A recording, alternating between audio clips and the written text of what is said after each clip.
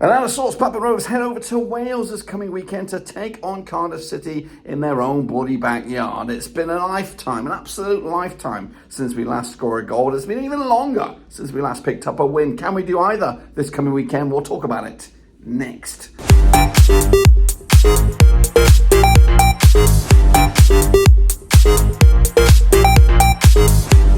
That's right, folks, back once again with another match preview. Looking forward to Rovers. Shambolic form right now. Coming at you over to Wales this weekend. Can we get anything in the final game before the latest international break? We'll take a look at it in a second. Of course, if you knew where you've been, smash your subscribe button. You want to stop shop for Blackburn Rovers Championship, World Football. We've got it all here under one rooski. That's right, Wales, not Wales, Cardiff, who are from Wales. They're on the bloody up right here, right now. Of course, it was looking like they were nailed on to already get relegated, but they've turned their season around by changing coach, and they haven't even gotten a permanent one. As for Eustace and Rovers, it seems to be Operation Save Ourselves right now, because we're on our slippery slope and we're heading down towards the bottom end of the table here if we cannot get anything from this game. We'll take a look at it in a second. Big shout out to the VIPs, big shout out to the Patreons, and of course the members. You know who you are, and of course make sure you subscribe, smash a like. But anyway, let's get into it. Alrighty then, folks, here we go. Are we looking forward to it? Not really, but we're going to take on Cardiff, coming at you over in their own backyard. That's right. We have played 22 times against each other since 2005. There's been 6 wins for Cardiff, 7 wins for Rovers, and there's been 9 draws between the two sides. They're coming into on 67% form, which of course is just 1 defeat in the last 6. Up against Rovers, we've got completely the opposite end of the spectrum here, just 1 win in the past 6 ourselves. We currently find ourselves in 10th, which is fine, 19 points, up against a 21st place Cardiff with 15 points. Over the course of those 22 matches, Cardiff has scored 27 goals to our 28, averaging 1.23 goals a game compared to our 1.27 goals a game. Rovers are in a bit of bother here, lack of goals. Of course, and lack of points, to be fair. The recent run of events, though, is not that shabby when you look back over the last 6 against Cardiff. We've only lost once and picked up 4 wins and 1 draw. That's now both in Cardiff and, of course, over at Ewood Park, with the Rovers going against Cardiff this past match, or this past season, without conceding a goal against them.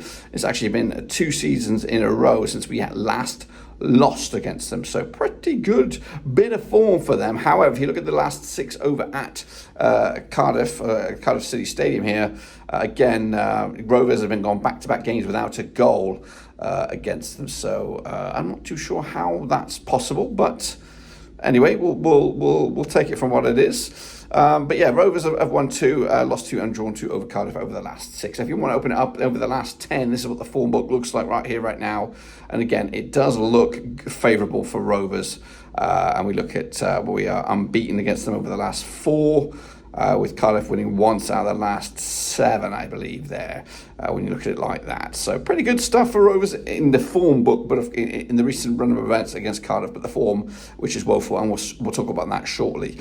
Let's take a look then at, of course, the values of the squads. £47.5 million or million euros for Cardiff squads, averaging around about 1.7 million euros a player, compared to Rovers 50 million, averaging 1.93 million pounds a player. Of course, they have a slightly younger squad to us, more national players, and they have more foreigners than we do as well. What about the coaches? Omar Ritza is the current coach. It appears like he's not going anywhere, because he's got a good bit of form right now, with averaging 1.48 points per match in his tenure. As for John Eustace, it's slipping down now, his old points per match ratio here, 1.47 for him. That's, of course, as a profession, not just at Rovers when he was at Birmingham, and remember anywhere other times he was in the coaching capacity. His record at Cardiff is pretty poor as well. He's managed against them 4 times, yet to get the win, averaging 0.25 points per match against Cardiff. Let's take a look then at the Rovers squad here. Actually, this is the Cardiff squad. We've got the likes of Hovath, Alnick, Matthew Turner, all competing for that number 1 jersey. I think Alnick's been getting the number, getting the rub of the green recently. Into defensive ranks, no Perry and G. He wasn't there last time. It's been Gutas, it's been Chambers, amongst others in the ranks usually. Into midfielder, we got the likes of Callum O'Dowd, who's been operating at left back. Chris Willock, Ruben Colwell, David Turnbull's a savvy little player as well.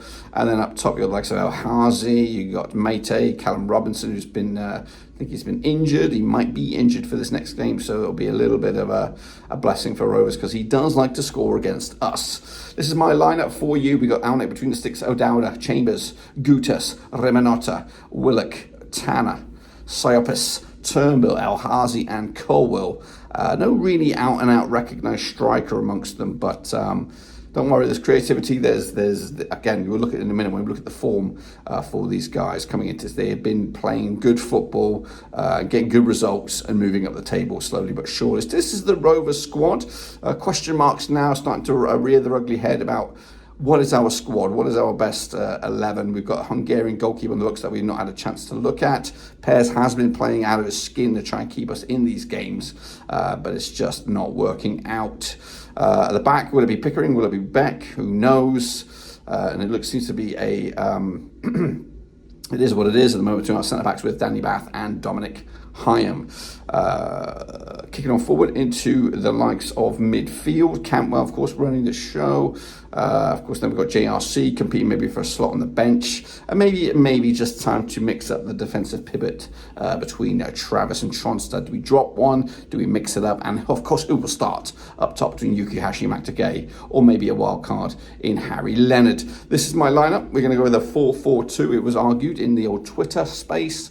I've got pairs between the sticks, Beck, Dom Hyam, Danny Bath and Callum Britton. I've got Cantwell on the left, Dolan on the right, Tronstad, and Lewis Baker comes in, the forgotten man here, who has been brought in on loan and really needs some game time. And I think now is the perfect time that we implement him because he couldn't play against Stoke and he's got dead ball on him. He likes a shot from outside the box.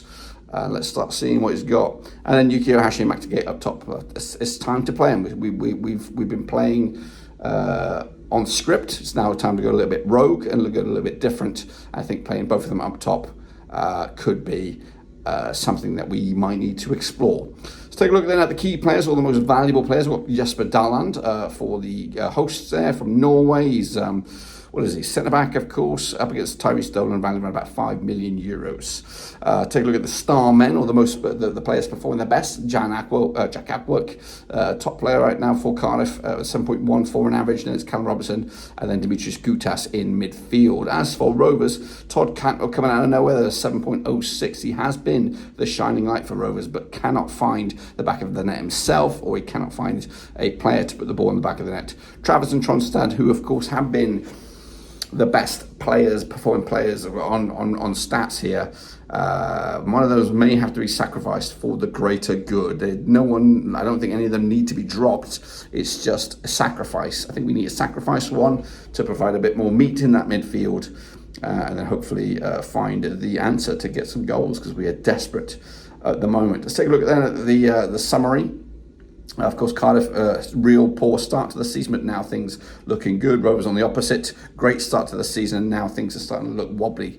They've got an average of 6.82 for each and every one of their players this season, compared to ours 6.89. They've scored 13 goals to our 16, and they've conceded 20 to our 16 as well. They're averaging 0.9 goals a game compared to our 1.1. As for passes, 48.4% possession for the hosts, 49.5% for Rovers coming at you, and they've got 4 clean sheets to our 5. Moving on, of course, duels won by the hosts, 50.8% compared to Rovers, 50.4%. We've had 2 red cards to their 1 as well, so a bit of discipline needed for Rovers. Moving forward, let's take a look at the shots then. Of course, when in possession, the stats. When in possession, Cardiff prefer the right to the left.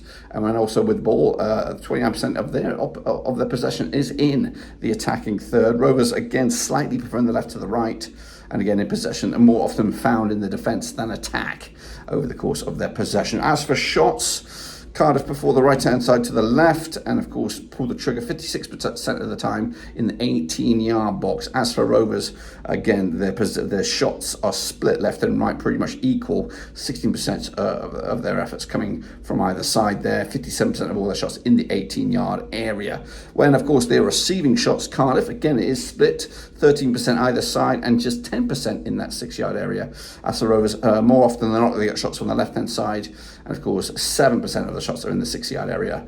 A lot more efforts coming from way out. As for the goals scored, Cardiff scoring 7 through open play, 4 through set pieces, conceding 11 through open play and 4 from set pieces. As for Rovers, again, it's been pretty much the same for the past 4 games here. Just 10 goals scored in open play, 3 set pieces, 3 counter-attacks, goals conceded 11 through open play, 3 set pieces and 2 penalties. Of course, one being that Tom Cannon one most recently. And this is the form. Cardiff.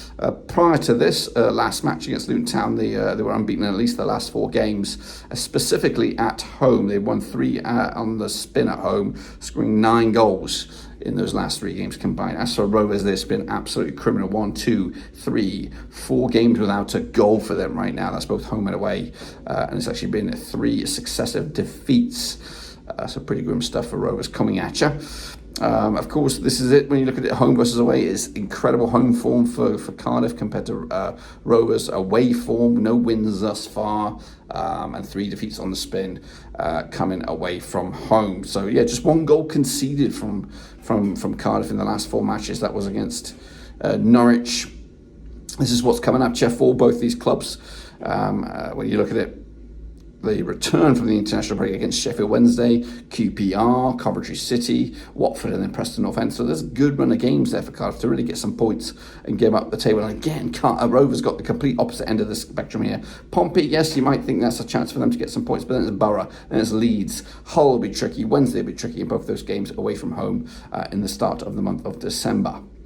Of course, the strengths for Cardiff coming at you, shooting from free kicks down they attack down the wings there. They create chances through balls, and they do protect the lead. There are weaknesses, of course, scoring chances, avoiding offside, defending against through balls, and defending against skillful players and set pieces. Rovers' strengths are counter-attacks, creating long shot opportunities, aerial duels, and protecting the lead.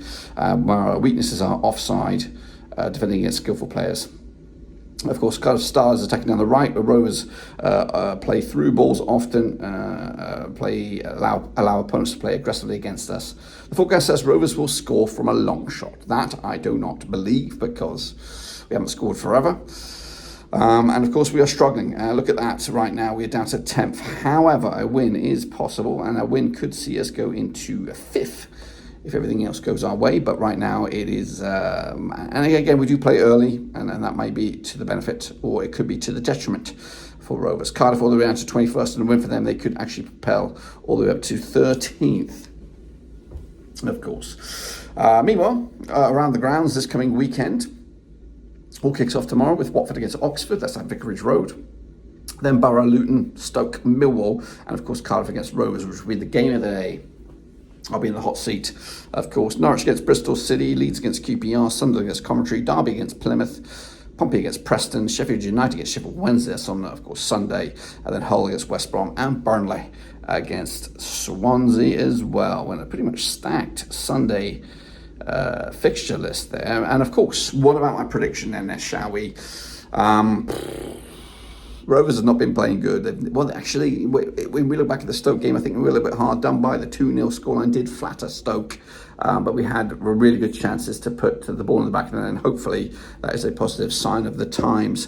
I do rate the Stoke goalkeeper. I think he's the best, if not one of the best goalkeepers in the division, and he kept them in it. Without him, it could have been 2-2, 3-2, and maybe we would have been on the receiving end of some points. But unfortunately, it wasn't meant to be. And despite the performance, it's 3 successive defeats on a spin, at least 3 successive games without a goal. It's more than that. I think it's more than that. I think it's 4 games without a goal now. And that gets into your skin, that gets into your brain, that really messes with your mojo. And Cardiff at home have been pretty much phenomenal. So realistically, if I wasn't wearing my blue-white glasses here, it would be probably a 2-0 win for Cardiff City. But I'm a Rover. I've got to believe in the boys. I do believe in the boys, and I think they will get something out of this game. It ain't going to be pretty, ain't going to be fun, but I'm going to go with a cheeky 1-0 win for Rovers to maybe somewhat of a high. Of course, taking point off a team that's towards the foot of the table still, but this is not the answer at the minute. So I'm going to go with a 1-1 draw, which of course is not great, but at least it's a point in the bag in the right direction. Anyway, folks, make sure you subscribe, smash the like, catch you later, guys and girls. We are done. It's a busy weekend, busy week coming up ahead as well. And of course, it's the last game before the international break and the last game before the Football Content Creator Awards. So until then, subscribe, catch you later. We are done.